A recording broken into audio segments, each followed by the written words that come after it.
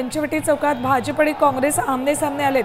काँग्रेसचा शेतकरी कर्जमाफीसाठी मोर्चा निघाला होता।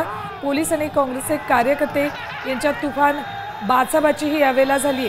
भाजप आणि काँग्रेसचे कार्यकर्ते आमने सामने आलेत। एकीकडे काँग्रेसचा मोर्चा निघाला होता तर दुसरीकडे भाजपचेही कार्यकर्ते उपस्थित होते।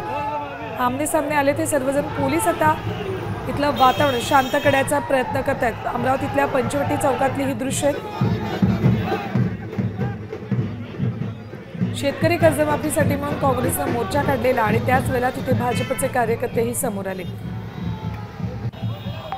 अपडेट्स घेऊयात आमचे प्रतिनिधी अमर गटारे यांच्याकडून। अमर, काय नेमकं घडलेलं आहे?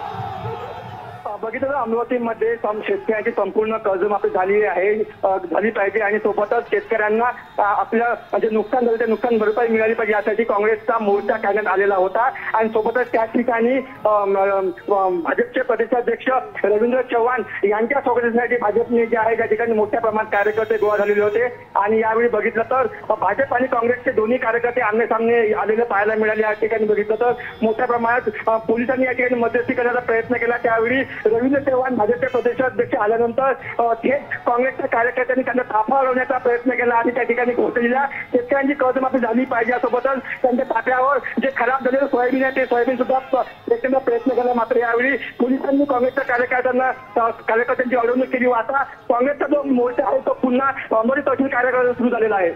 ठीक, आपण पुन्हा एकदा प्रेक्षकांना ही माहिती देऊयात। भाजप आणि काँग्रेसचे कार्यकर्ते आमने सामने आले।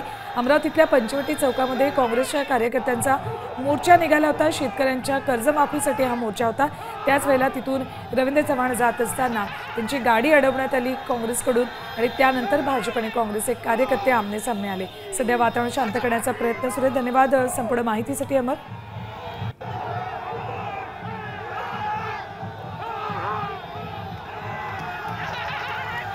ही थेट दृश्य आहेत अमरावतीतल्या पंचवटी चौकातली। आंदोलन या काँग्रेसच्या कार्यकर्त्यांकडून इथे सुरू आहे।